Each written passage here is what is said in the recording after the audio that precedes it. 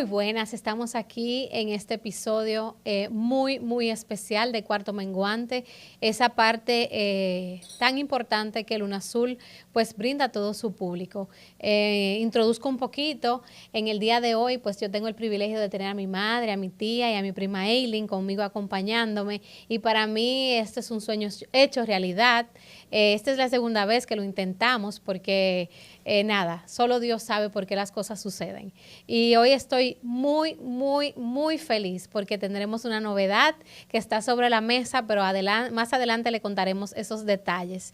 Mientras quisiéramos hacer honor a este mes, al mes de las madres, al mes de mayo. Es un mes que conmemoramos a las madres, pero no obstante, yo siento que todos los días son Día de la Mamá. Yo no sé qué piensan ustedes. Para mí, el Día de la Madre todos los días, porque para mí son más que especial. ¿Qué tú opinas, Eileen? Totalmente, totalmente. Además, tú sabes, Giselle, que esta es la primera vez que mami y yo hacemos un podcast Ay, ay, juntas. ay, ay, ay, Y ay, qué bueno que es aquí en Cuarto Menguante. O sea, que tenemos el honor de estar juntas, de estar en familia. Y yo sé que va a ser una conversación súper interesante y edificante también, porque aquí se van a hacer preguntas fuertes. Fuerte, ay, ay, Aquí, ay, ay, aquí se va a comenzar a preguntar y se ay, va a ay, hablar ay, de ay, muchas ay, cosas. ay, qué felicidad. Nada, no sé si ya quisieran decir algo, tía, cómo usted se siente, cómo lo ve, cómo se siente especial grabar con su hija, qué tal ese privilegio, ese honor y sobre todo en este momento, cumbre de su vida. Qué bueno, gracias por la invitación. De verdad nos sentimos verdaderamente privilegiadas, primero porque hablar de la madre es un tema que es durante todo el año. Estar con mi hija, con mi hermana, con mi sobrina que quiero tanto y que tiene esta iniciativa de enviar mensajes positivos y en esta ocasión tan especial a las madres.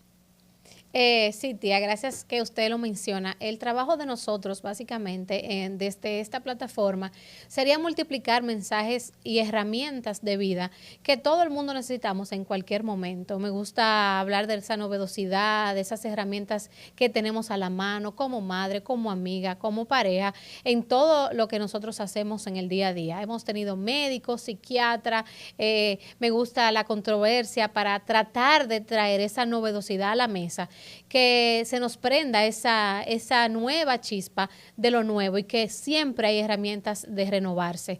No solamente es la misma, siempre hay personas que le gusta una, hay personas que le gusta la otra, es decir, que sobre la mesa estarán las cartas y cada quien decide cuál carta levantar. Mami, ¿tú cómo te sientes? Cuéntame, yo estoy muy feliz de que nosotros podamos grabar otra vez por aquí y que nada, y que tú me hagas el honor de venir.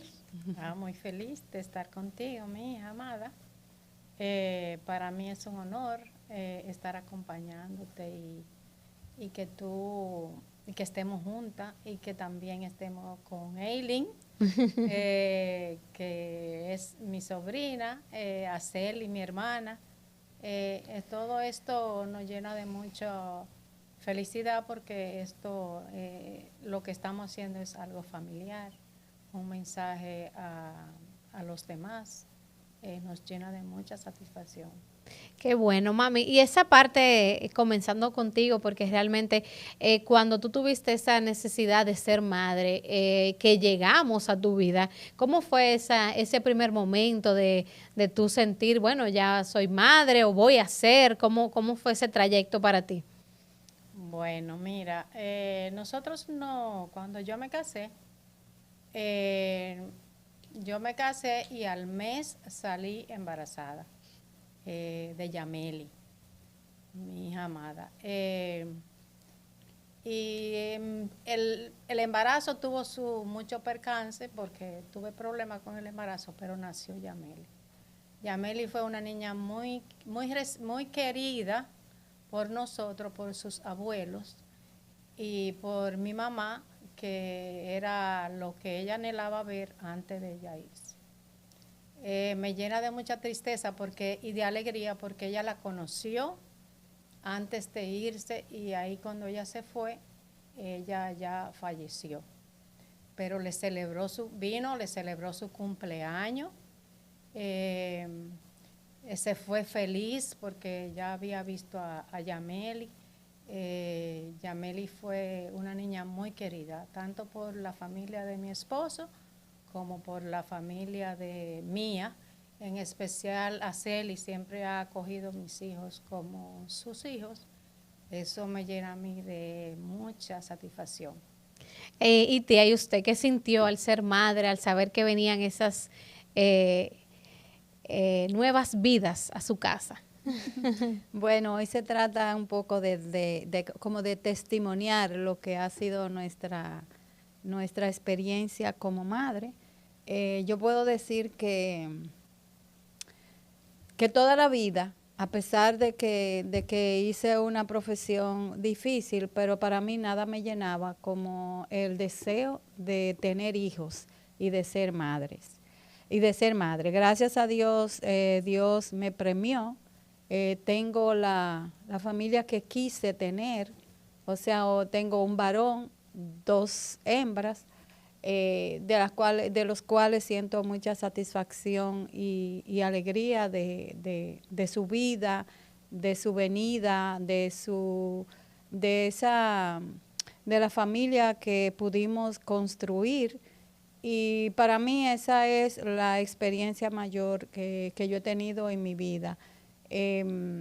Siempre quise tener una familia numerosa, pero en ese tiempo ya no se podía tener más de 3, aunque tuve 6 embarazos. Wow. Y realmente yo quería una familia de 7. Yo amo la familia numerosa. Nosotras, tanto mi hermana y yo sabemos, porque nosotros éramos una familia de 10, muy numerosa, y de la cual nosotros pequeños todos disfrutamos bastante. Y por lo tanto, yo puedo decir que mi mayor experiencia, mi mayor alegría, aunque tuve muchos inconvenientes cuando tuve el primero, el segundo, el tercero, y con los que perdí también, nunca me arrepiento de haber intentado tantas veces de tener los hijos que yo quería tener. Mami, tú sabes que, y voy a tocar temas y me voy a tomar el atrevimiento Tiene toda la de mesa. tomar la palabra, Giselle. Dale. Una de las razones por la cual yo lancé la comunidad de Madres Reales, y tú lo sabes, fue precisamente por una pérdida que hubo entre Evaluna y Tiago. Yo me sentía que yo podía hablar sobre eso porque tú siempre nos hablaste de eso con mucha normalidad. O sea, yo sabía de las pérdidas que tú habías tenido y en mi casa eso se habló. O sea, recuerdo que lo habíamos conversado. Sin embargo, cuando yo conté mi testimonio en las redes, eso fue como un boom, pero en privado. Como que las personas no se atrevieron a comentarme en público, pero en privado sí recibí muchos comentarios. Y ahí fue como que se me prendió el bombillo y dije, wow, ¿por qué estas cosas siguen siendo un tabú si son tan... O sea, si el tan porcentaje consecuente, tan real. Exacto, tan es súper real. ¿Y por qué que hay que mantenerlo escondido y no se puede hablar sobre eso? Y una de las razones de abrir la comunidad de Madres Reales fue para hablar de ese tipo de cosas que eran tabú. Y ahí viene mi otra pregunta. ¿Cómo ustedes sienten que ustedes vivieron temas de su maternidad que ahora se están hablando porque ya se ha abierto conversación de depresión postparto, de duelo gestacional, de pérdidas, de ese apoyo a veces que no recibimos, o de esos primeros meses que uno se está volviendo loco? Sí, esa que era uno una de está las- con moñitas que arriba y no se cepilla. Entonces, Esa era una de las ahora se preguntas. habla, pero antes, Y- ¿cómo ustedes vivían eso? Como que se tenían que callar muchas Lo cosas. que se pregunta también, y bueno, quizá yo en mi inocencia del tema, uno pregunta sobre esa expectativa versus la realidad que tú tienes que vivir y cómo ese momento impactante, que evidentemente dicen que es lo mejor que te puede pasar, pero no te cuentan esa depresión postparto, esa separación de ti misma, ese momento en el que ya tú no existes, porque evidentemente no es que no existes físicamente, sino que hay un proceso tan demandante que no te da chance, no existes porque evidentemente generacionalmente es el chip que te han metido. No obstante, en la actualidad, ahora una madre con 2 meses de paridad, está en su gimnasio, está trabajando, tiene la actualidad, o sea, está puesta para lo suyo, como dirían, Sí, entre comillas. pero también eso es lo que vemos en redes. Pero la realidad no era esa. La realidad es que uno está pasando trabajo y que en las redes te hacen pensar que es una maternidad Por eso ideal. madres reales. Exacto. Pero sí me interesa mucho ver cómo ustedes vivieron eso.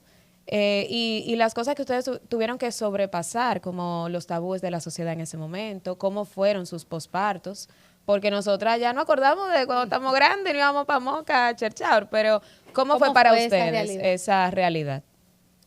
Mira, había una parte que yo le tenía mucho miedo y era el primer mes. Porque ese primer mes tú tenías que dar el seno, tú tenías los senos grandes, tú estabas gorda, tú estabas con una cesárea y tenías que levantarte con todas esas dolencias, esas cosas, a amamantar el niño o la niña de mis 3 hijos. Entonces, ese tiempo se vive, pero tú no lo comunicas. Tú lo estás viviendo, pero tú no se lo comunicas a nadie. Bañar el niño. En nuestros tiempos no se usaban pampers. Por ejemplo, con nuestra primera hija, nosotros no usábamos pampers. Ya con Juan Manuel y Giselle, yo usaba la traían de Estados Unidos, porque una caja de los pampers traían. Pero la vida, el tener un hijo antes era muy difícil, principalmente en la noche, porque tú, con todo lo que tú sentías, tú no te podías decir, yo me puedo quedar dormida. ¿Por qué? Porque había que amamantarlo, porque tú tenías que bañarlo, porque tú tenías que higienizarte tú, que la leche, que hervir la leche, que todo lo que requiere tener higiene para con los niños y contigo misma. Entonces, eso era un tema. Y eso no se hablaba. O No, sea, uno y no la- se podía quejar. no. El tener, por ejemplo, más de un hijo, mami, y tener uno recién nacido y uno de 5 años. Y en estos tiempos utilizamos ayuda, pero en ese momento ustedes no tenían ayuda. En mi caso no se daba tanto porque yo tuve a Yameli, después tuve a los 5 años a Giselle y a los 5 más tuve a Juan Manuel. Entonces ya cuando yo tenía los muchachos, el otro estaba más grande. Pero de igual manera yo duré 15 años Mami, no. criando muchachos. Pero mira también otra cosa, también Giselle, con relación a esa pregunta. De hecho, la alegría de ser madre y la alegría de tú tener tu hijo te hace hacer eso y más. Fuerza que tú, muchas personas decían, tú no te vas a imaginar que tú estás pasando todo eso ahora. Después con el tiempo es que tú vas a decir, ¿y cómo yo hice eso? En mi caso, por ejemplo, que Marilyn y Eileen, que Marilyn segunda y Eileen, ya estaba Franklin de 3 años y llegó Eileen al año y pico. Eso para mí fue muy retador y a pesar, porque también yo trabajaba. Y yo me acuerdo que lo último que yo hice, que para poder estar con las dos, yo me fui a una habitación con 2 cunas para poder estar con las dos, porque o una cama cuna grande y la otra la ponía a mi lado, porque yo no quería desamparar la una de la otra. La otra cosa también es que antes se vivía más con una comunidad de apoyo. O sea, los vecinos, uno vivía en casa, los vecinos eran muy colaboradores. Entonces, como que tú tenías más. En el caso, por ejemplo, de nosotras, que tuvimos la oportunidad de tener a mi mamá todavía en ese tiempo, todavía ella no había fallecido. Cuando Franklin, ella se pasó un mes, ya ella vivía afuera, porque cuando mi hermana dice ella se fue, vino, es porque ella vivió un buen tiempo en Estados Unidos. Y cuando, por ejemplo, el primer mes, mi mamá fue ahí, todo. Es más, yo pienso que si ella no hubiera estado ahí, quizás yo no hubiera estado viva, porque yo me vi muy mal y me vi muy mal después que tuve a Franklin.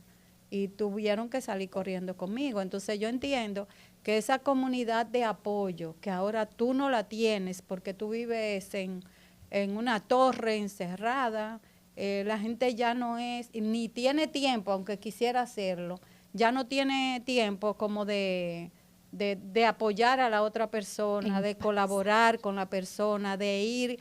A mí, por ejemplo, yo me acuerdo que cuando yo tenía que visitar al médico o al pediatra, una persona me iba a buscar a mi casa si el esposo no me podía llevar. O sea, era verdaderamente una comunidad de apoyo. ¿Y cómo fue esa pérdida? Porque hablamos también de que su madre murió. ¿Cómo significó perder a su mamá y tener que continuar la vida con estos hijos? Que hay una pérdida importante. Por ejemplo, Yameli tenía 1 año. Es una época crucial para tu vida y para la vida de la niña. Mira, cuando mi mamá murió, en ese tiempo yo me fui sabiendo, no con la seguridad de que sí yo estaba embarazada. Y cuando llegué de allá, yo perdí mi embarazo de 4 meses. O sea, eso fue un choque para mí, porque de la forma que lo pedí fue por una circunstancia de un pequeño animal. Fue un sapo, que esto, que lo otro, pero yo estaba feliz con mi embarazo y también sufriendo muchísimo porque habíamos perdido a nuestra madre. Pero la pérdida de un embarazo es muy dolorosa. Es muy dolorosa. Para mí fue como porque inclusive era varón. La pérdida mía era varón. Y yo me acuerdo que yo sufrí y gracias a Dios que yo tenía una suegra que me daba mucho apoyo, que era doña Aura, la mamá de Manuel, que era una mujer Con mucha fe. Con mucha fe, con una mujer con todo lo de una persona. Yo puedo decir lo mismo. Lo primero es que cuando la mamá de uno fallece, la vida te cambia totalmente. Totalmente. Ya tú no tienes. Yo me pasé 1 año completo que no usé. Yo trabajaba en un trabajo de mucha responsabilidad. Y yo me acuerdo que yo me pasé 1 año completo que no usé pintalabios ni usé maquillaje. Y sobreviví porque al igual que mi hermana, yo tenía una suegra muy buena y ella me dijo, yo seré de ahora en adelante tu segunda mamá. Igual también tenía un grupo de apoyo de 4 amigas en mi oficina, que a las 9 de la mañana yo tenía un ponche y frutas en mi escritorio, todavía la conservo, esas amigas. Y la verdad que a partir de ahí yo sentí que solo mis hijos me devolvieron alegría en las cosas que yo hacía y ánimo para continuar, pero la verdad que a partir de ese momento la vida le empieza a cambiar a uno. ¿Tú estabas embarazada de mí en ese momento? Sí, y también, sí. Ya yo tenía 7 meses, viajé, vine muy mal de Estados Unidos, de cuando fuimos, aunque a mi mamá la trajeron para acá, pero nosotros fuimos cuando ella estaba todavía hospitalizada. Y también eso me marcó mucho, porque cuando tú naciste, que ya mi mamá tenía tan poco tiempo de fallecida, fue un acontecimiento para mí muy fuerte, porque en ese momento yo sentí que no la tenía y cada vez que tú tienes un hijo te recuerda más lo que tu mamá es para ti. Sigue tú, Giselle, yo no puedo. No, me encanta que nos sintamos con la libertad de sentir y yo creo que eso sería lo importante de que nosotros traigamos eso sobre la mesa. Yo sí sé que es importante hablar de mi abuela y de hecho que yo llevo su nombre y yo creo que tú también, Eileen Marie. Ah, sí. Yo quisiera que nosotros hablemos de ese legado que nosotros tenemos de ella y que ustedes quieren también como abuelas y como madres, las tres, qué dejarle a sus hijos, porque es tan importante ese camino, ese acompañamiento, esa presencia de ustedes en sus vidas, que y para mi vida también. Para mí esa llamada mañanera de mi mamá o ese momento de esos 5 minutos, cómo tú estás, cómo te sientes, cómo amaneció papi, cómo sigue todo. Independientemente de la distancia, existe un acompañamiento o una bendición que es el comenzar de mi día. Cuando no me llama, digo, mi mamá no me ha llamado. ¿Por qué no me ha llamado? Entonces, esa bendición me lleva a fomentar esos valores que tanto mi mamá me ha dado, ese tú puedes, esa manito en el hombro que yo sé que ustedes también le quieren dejar a sus hijos, como ustedes quisieran que sus nietos las recordaran, tuvieran esa abuela presente, ese doble amor, porque ya no es una madre, es una doble mamá que ellos tienen el regalo de tener. Bueno, yo particularmente entiendo que el amor más puro del mundo debe ser el de los nietos, el de los nietos. La mayor felicidad, ya uno lo que hace es que lo disfruta. Yo siento un deseo inmenso de verlo, que a veces tengo que llamar y decirle, oigan, tráiganmelo porque la verdad que no puedo estar sin ellos. A mí me gustaría que me recordaran con una abuela que le deje como legado la honestidad, el trabajo como única forma de ganarse la vida, alegre, una abuela que ha superado muchas metas y que ha superado muchos obstáculos y que la vida es un don de Dios y que hay que vivirla lo mejor que uno puede.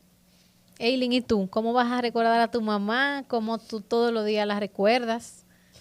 Mira, qué linda pregunta, de verdad que sí, porque camino para acá yo iba pensando que una de las preguntas que siempre me hacen en todos los podcasts, como yo trato temas de crianza y de todo eso, es la comparación con la generación anterior.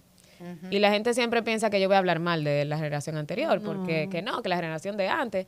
Y yo lo que siempre digo y trato de recordar a las personas es que la generación nuestra tiene muchos privilegios que da por sentado porque tuvo una generación anterior que luchó para que nosotros hiciéramos cosas ahora que podemos hacer. O sea, el nosotros poder hacer este podcast, poder trabajar, poder tener sueños, metas, que un libro, que nuestra familia, que salir con las amigas de noche. Eso se lo debemos a la generación anterior. Y yo siempre digo, es que el legado que una madre siempre debe dejar es que sus hijos sean mejores que nosotros. Es como que siempre sean una mejor versión. O sea, yo estoy segura, más que segura, que muchas de las cosas que yo soy fueron inculcadas por mami, pero que tal vez ella misma no pudo ser ella. Y es, no, vete a estudiar, vete a hacer maestría, vete a vivir fuera del país. Óyeme, me dio tantas oportunidades y tantos privilegios que yo he vivido para que yo todavía como que pueda volar más. Y mi misión entonces como madre es tomar eso, mejorarlo todavía más para darle todo lo que yo pueda de lo que me dio mami, de lo que yo también le quiero dejar y que ella sea todavía una versión extra mejorada. Y que ella también tome cosas de mi crianza y diga, ok, esto no me va a servir y esto sí, y déjame seguir mejorándolo para mis hijos. Y yo creo que de eso que se trata la vida, de dejar un legado de los valores. Por ejemplo, eso que dice mami, que le va a dejar a Eva, pero ya me lo dejó a mí. O sea, el trabajar, el ser honesta, el hacer las cosas bien aunque nadie te esté mirando, porque es lo correcto que hay que hacer. El valor del amor. O sea, mami está practicando crianza respetuosa de que antes que eso se volviera de moda. Porque andaba con su librito abajo, que estaba casi despegándosele las hojas de hijos triunfadores. Y ese era como su librito de cabecera. Y ella siempre estaba, vamos a hacer reuniones familiares, vamos a conversar de lo que está pasando. Y cuando la gente me dice, no, tu crianza, y dije, pero es que yo estoy haciendo lo mismo. Yo estoy haciendo cosas ahora que he leído más, pero ya yo viví eso. O sea, ya yo sé que eso funciona. Las reuniones familiares, el tener a familia extendida, el que la casa de nosotros siempre fuera la más dulce, vengan toditos para acá a cenar. Entonces, ella le va a dejar eso a mis hijos, que ya me lo dejó a mí. Y uno siempre lo que va a tratar es como de mejorarlo. Y eso es lo que yo quiero que nuestros hijos vean, como la unión familiar. O sea, que lo coro de Los Ángeles eso todavía sigue siendo lo más esperado y lo más chulo. Y que sea un hogar de amor, de confianza, de seguridad, de protección, que ese sea el lugar donde ellos quieran regresar. Y de verdad que yo todo eso se lo debo a mami. Y el hecho de como yo dije, que ellas hayan sobrepasado tantas cosas para darnos a nosotros tanto privilegio, eso es algo que eso siempre hay que destacarlo, siempre hay que destacarlo. Yo siempre recuerdo frases dentro de nuestro crecimiento. Yo quiero lo mejor para ustedes. Yo no pude hacerlo, pero ustedes sí pueden. La parte importante de tú lo puedes lograr, el acompañarte a que tú siempre puedes ser mejor. El recordarme que mi papá buscaba la nota y me decía, Giselle, pero si tú tienes que ser mejor, y tú puedes. Y siempre buscarle la forma a esa dulzura de que nosotros tuviéramos un camino pues mucho más agradable, porque sabían que la vida sin esos conocimientos, sin esas innovaciones, sin ese apoyo, iba a ser muy difícil, muy difícil. Y yo sé que lo más importante también que yo sé y que puedo recordar es que mi papá y mi mamá me han inculcado, gracias a mi abuela, pues un hogar de mucha fe. Y ha sido ese refugio, ese momento donde yo sé que independientemente del Dios que uno tenga en su corazón o de la religión que uno predique, por lo menos esa fe y esa convicción de ese ser superior que existe ante cada uno de nosotros y que nos guía diariamente y que nos fortalece en ese camino y nos hace muchísimo más fuerte, que yo sé que mañana nosotros lo vamos a necesitar. Y tú, mami, ¿cómo vas a querer ser recordada por tus dos nietas amadas, queridas y adoradas? Bueno, mis dos nietas son mi locura. Es un amor que eso hay que vivirlo para tú poderlo decir. ¿Qué le dejo yo a mis dos nietas? Bueno, cuando estamos juntas, yo trato de hacerle la vida lo más alegre posible y que ellas se sientan lo mejor, o sea, de lo mejor. Yo quiero darle lo mejor para ella, pero dentro de todo eso, yo converso con Yameli que dónde hay que corregir, dónde hay que reforzar, cómo están las notas, pendiente de las, ¿por qué? Porque siendo tú de esa forma, ellas van a ir viendo cómo tú eres, cómo ellas pueden, o sea, es lo que tú le vas a dejar a ellas. Entonces, nada, yo soy una mujer muy alegre. ¿Te gusta bailar mucho? Me gusta bailar mucho. La juntadera de nosotros, tanto de los Camacho, de Los Ángeles, son un privilegio para mí. Ese es mi mayor felicidad, estar en familia. Ese acompañamiento, mami, que tú hablas, pues en la actualidad, uniéndolo a lo que Eileen hablaba, habla de menos grito y mucho más abrazos. Yo no sé, yo puedo acordarme de sus historias de cuando su mamá, dentro de su amor, como quiera, la castigaban y la ponían, pero entonces ustedes eso lo cogían de chanza. Mamá me sacó la lengua, mira esto. Dentro de ese amor, evidentemente, evidentemente yo sé que había mucho acompañamiento de parte de su mamá y yo sé que ahora es parte necesaria, sobre todo con el teléfono, con la tecnología, con los cambios, con la sociedad, porque al final crecemos y tenemos un mundo donde tenemos mucho más acceso a la información. ¿Qué importancia tiene ese acompañamiento que tú mencionas en la nota, en el teléfono, en lo que están haciendo? ¿Qué valor tiene eso ahora mismo? Bueno, yo creo que es primordial, independientemente de todos los cambios que han habido y las nuevas tecnologías y todo, yo sigo pensando que ese acompañamiento físico de la madre, que sepa, por ejemplo, para mí lo es y lo sigue siendo importante, por ejemplo, saber qué tus hijos hacen, qué están haciendo en el colegio, cómo piensan, qué tipo de conversaciones tienen, porque de ahí tú te das cuenta de realmente qué mundo es que ellos están viviendo.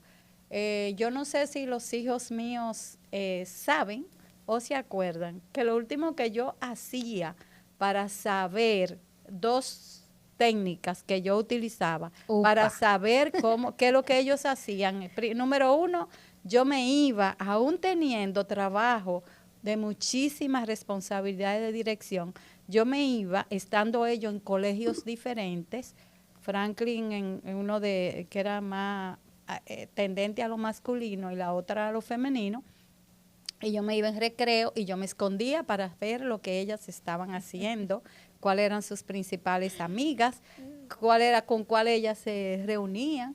Y la otra técnica que utilizaba para saber con quién se juntaban, quién eran sus amigos, cuáles eran sus temas de preferencia, ellos tenían 3 grupos y como la casa era grande, los 3 tenían espacios diferentes.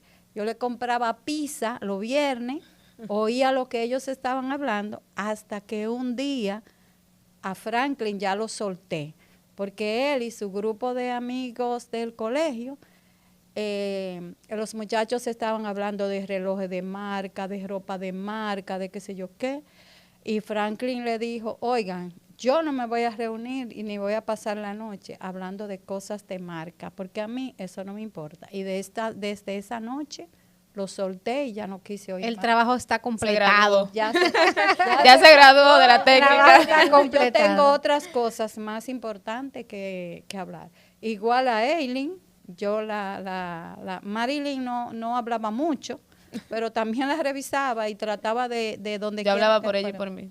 Sí, entonces Hola, a Eileen le era muy salidora y yo siempre le andaba atrás y a veces habían amiguitas que yo le decía, ya no, Con esa no. ya no quiero que salga con esa, porque yo iba y veía lo que la amiguita estaba haciendo. Entonces, Mira, sí, tú te podías quillar.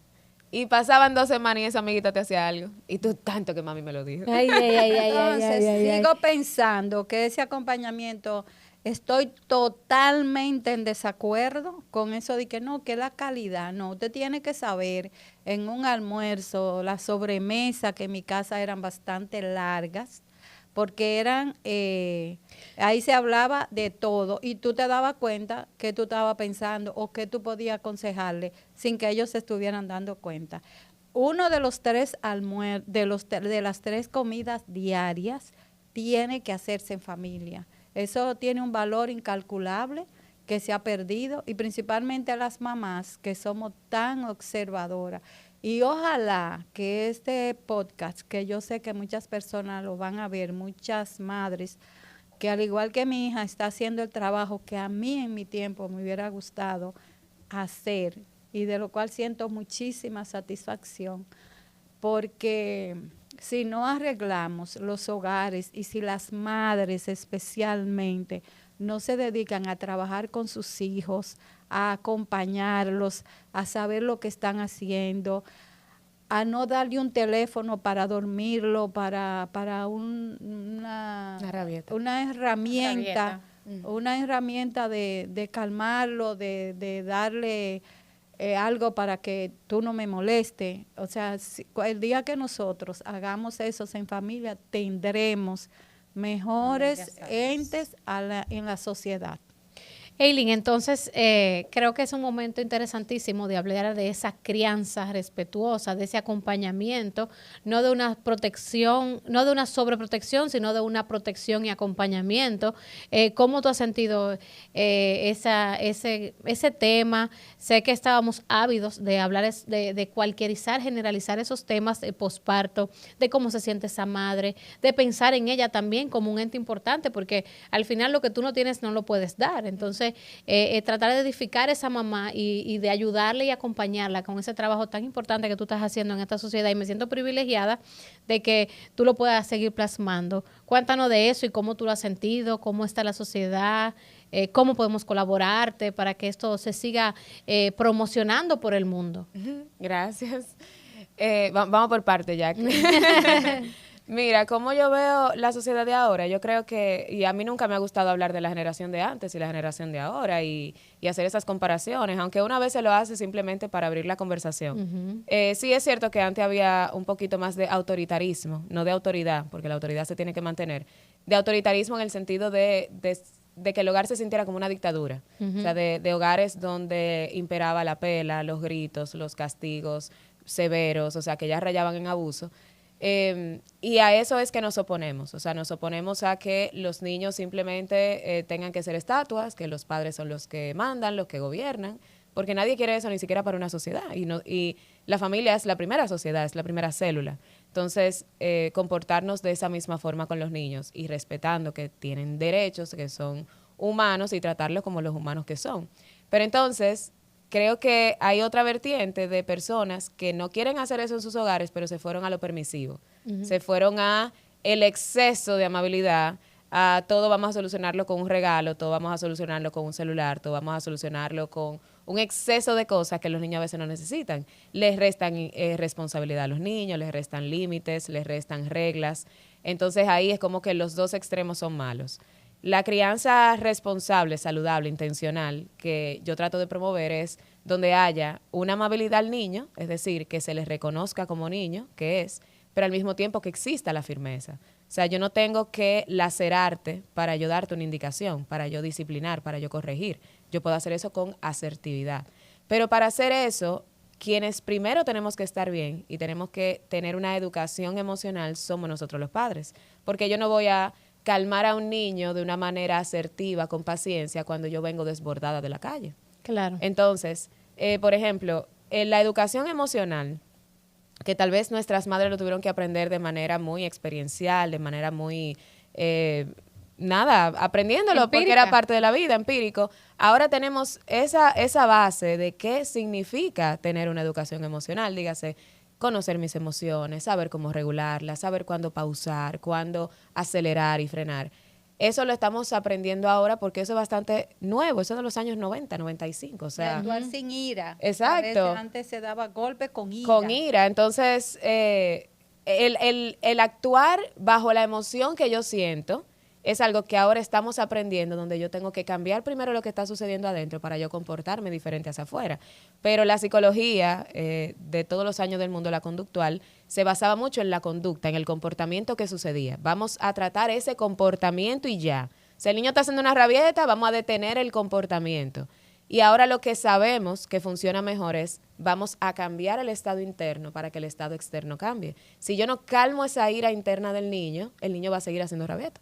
Entonces, las rabietas son parte de la vida porque hasta los adultos hacemos rabietas. O sea, yo hago rabietas en el tráfico, cuando se me atraviesan, o sea, las rabietas son parte de la vida, es un impulso, una reacción a una emoción. Entonces, si yo entiendo mis emociones primero, si yo le pongo nombres, si ya yo sé lo que me quieren comunicar, y yo regulo esa emoción, yo voy a regular el comportamiento. Entonces, eso es algo que ahora lo sabemos, que no quiere decir, ay, que la generación de antes no lo hizo. La generación de antes no tenía esa herramienta, no lo sabía. Eso no se había estudiado. No, y no podemos echarle tierra. No Claro. existía, como tú muy bien decías al inicio, un tratamiento personalizado. Es decir, ¿qué significa que parí y tengo depresión postparto? No, eso no existía. No puedo tener depresión porque hay que seguir. Tú no puedes, tú lo que eres una vaga, tú lo que no quieres salir adelante. O sea, eran, vamos a decir, señalamientos que se le daba a la mujer y exigencias y en general a todo el mundo. A un hombre no podía llorar. O sea, ahora nosotros podemos Claro. exportar afuera y decir, mira, estas son mis emociones y yo las tengo que canalizar de esta manera. Y no Claro. tengo que sentir vergüenza. O sea, No, y tengo- además, cuando uno está hablando de emociones, la gente dice, "Ay, esa ñoñería ahora, de que todo es de emociones". Señores, yo no puedo controlar lo que yo no conozco. O sea, a nadie le entregan la llave de un carro y vete a andar. No, un carro es un arma mortal bajo una persona que no la sepa usar bien. Totalmente. Igual que un alcohol. Pues una copita de vino no está mal, pero una persona que no sabe que eso te puede intoxicar, pues se va a desbocar. Entonces, una cosa es validar la emoción, pero no aceptar el comportamiento, que es lo que trata la crianza intencional. Yo estoy educando a mis hijos para que entiendan sus emociones, para que las regulen, pero también regulen su comportamiento. Yo no voy a validar que el niño le dé a otro niño, que el niño le pegue a otra persona, que el niño tenga actos improperios. No. O sea, yo te voy a ayudar a regular eso para que ese comportamiento se adecúe a lo que se espera de ti en ese momento. Porque ningún adulto va a una funeraria a poner música. Porque ya el código social te dice que en ese lugar hay que actuar de esa forma. Pero si yo no lo entiendo y nadie nunca me lo ha dicho, y yo soy un niño de 2 años que no entiendo nada de la vida, entonces lo que nos corresponde a los padres es educar. Y para educar hay que estar ahí. Hay que estar ahí. El celular no va a educar, un libro no va a educar. Un libro es una herramienta para que tú la uses en beneficio de tu familia, pero quien tiene que leerle el libro al niño eres tú. Quien tiene que educar al niño eres tú. Quien tiene que poner límites, reglas, responsabilidades, eres tú.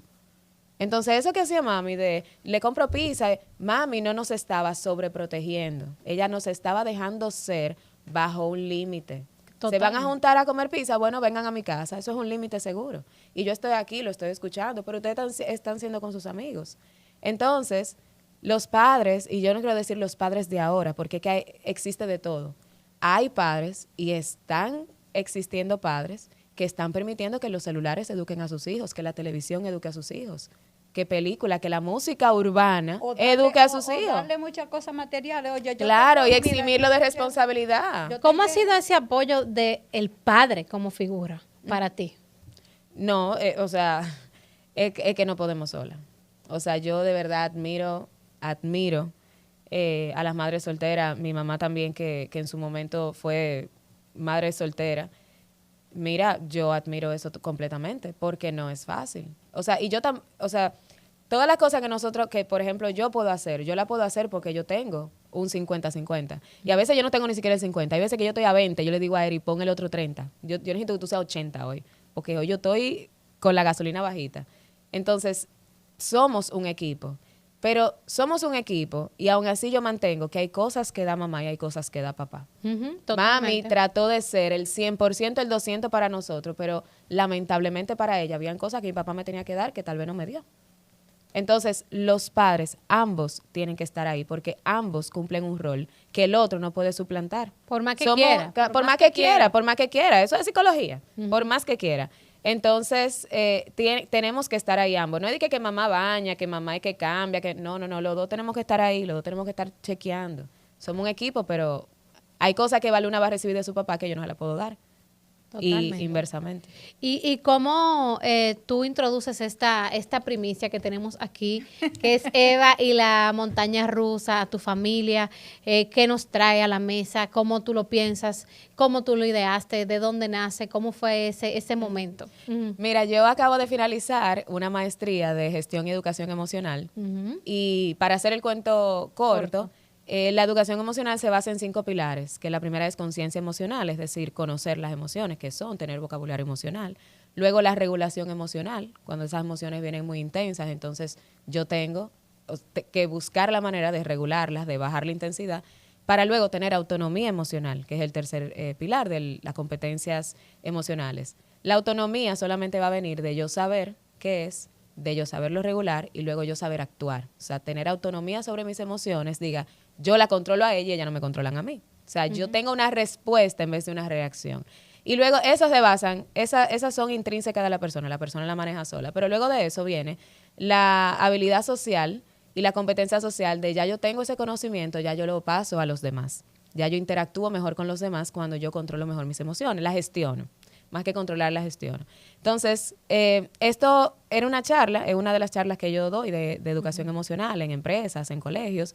Y luego yo dije, qué lindo sería tener una herramienta para los niños, pero que también sirva para los padres, porque somos la generación que está aprendiendo y educando al mismo tiempo, y eso es muy difícil. Porque si no vivimos esto antes, entonces nos toca a nosotros ahora aprenderlo, pero pasárselo a la próxima generación. Entonces, que no se quede en información. Que no se quede ahí, sino que lo practiquemos todos los días. Hay muchos padres que me decían, es que yo no sé ni siquiera por dónde arrancar. O sea, ¿cómo yo le hablo a mi hijo? ¿Qué es lo que le enojo? ¿Qué es lo que la tristeza? O sea, ¿cómo yo abro esa conversación de adultos? Entonces, ahí viene Eva y la montaña rusa de las emociones, donde una historia donde Eva, mi hija, y yo vamos a un parque de diversiones y ella se quiere montar en una montaña rusa, pero tiene miedo y yo comienzo a hablar de las emociones. Entonces, esos 5 puntos de la educación emocional los trata el libro en forma de historia. Dígase que el niño no lo va a sentir como algo muy cargado, como un libro de superación personal, tú sabes, sino que va a ser algo muy divertido, muy fácil de hablarlo para los niños. Y algo importante es que a partir de los 4 años, no quiere decir que antes de los 4 no lo puedan leer, claro que sí, pero la autonomía emocional se va a dar muchísimo más después de los 4, porque esa etapa de desarrollo ya los niños tienen un poco más de noción, más de regulación. Entonces, antes de eso, antes de los 4 años, yo siempre propongo el vocabulario y la regulación, que practiquen ejercicios de respiración, que hablen de las emociones, pero que no vayan a pensar que un niño de 2 va a tener una autonomía emocional y que va a aprender a gestionarse, eso todavía no vamos por ahí, Pero es muy lindo y es ideal para las familias, para los niños, para los maestros que quieran introducir esto en las aulas. Y de verdad que espero que toda la familia lo disfrute. Gracias por este honor, por regalarnos esta bendición que Papá Dios te ha dado a ti y sobre todo poderla nosotros multiplicar y ponerla sobre la mesa. Yo me siento muchísimo más que feliz por este momento. La verdad es que es un momento que yo sé que es el camino correcto para que esto salga, no un éxito, un exitazo. Y va a estar a la venta en Luna Azul. Ah, exactamente. Lo tendremos sabe. a la venta en parte de nosotros. Yo sé, nuestro público es variado. Sé que hay muchas madres y sé que van a estar muy interesadas en aprender sobre este tema.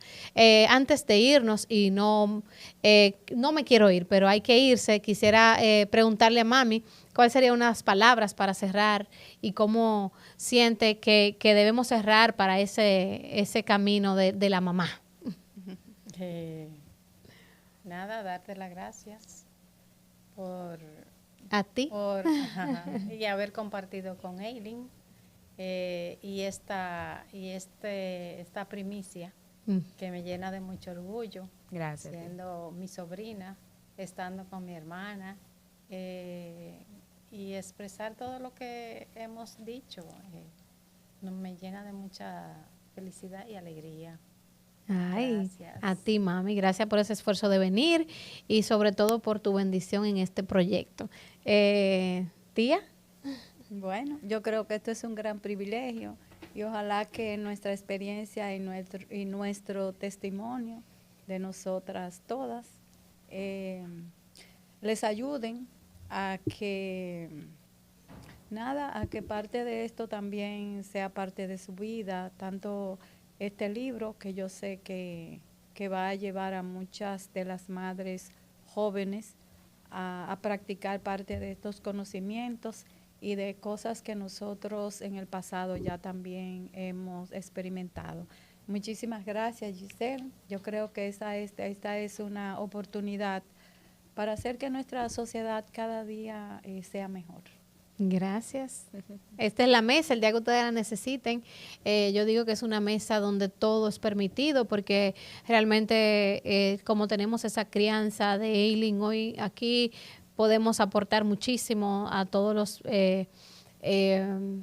niveles, porque siento que el ser humano tiene mucha búsqueda, pero no tiene la herramienta, a veces no llega, y cuando tú te encuentras con un espacio que es seguro, que tú puedas tener esa información confiable, una información segura, vívida, que tú dices, bueno, por aquí puede ser una llave hacia el éxito. Nosotros podemos estar trabajando y tocamos emociones como la depresión, cualquier tema, hasta la alimentación, que son circunstancias que se nos dan en el día a día. Y tú, Eileen, te doy el honor para cerrar Cuarto Menguante y las dejo con ella. Bueno, de verdad que estos espacios son más que necesarios y de verdad que te aplaudo por tener este podcast, por abrir la conversación, por traer tantos profesionales que sé que hacen un cambio, un antes y un después en todo el que escucha todos los episodios. Yo más que honrada, porque eso fue Dios. Yo sé que este episodio se había grabado antes sin mí y Dios dijo, ¿tú sabes qué? Mejor no. Vamos a dañarlo para que pueda estar link. Y de verdad muy honrada de compartir con ustedes, con tía, con mami, contigo, porque de verdad que tenemos tanto que agradecerles. Gracias por allanar el camino para que nosotras podamos hoy caminar con seguridad, con amor, con firmeza y llegar a nuestros sueños, porque esto es un sueño, pero esto no es un sueño mío, esto es un sueño de las ángeles, de nuestras madres, de nuestras abuelas, que estamos dejando. Aquí en este libro hay un pedacito de todas ustedes y eso para mí es un honor, de verdad. Así que muchas gracias. Gracias y denos like, sigan viendo. Hasta luego.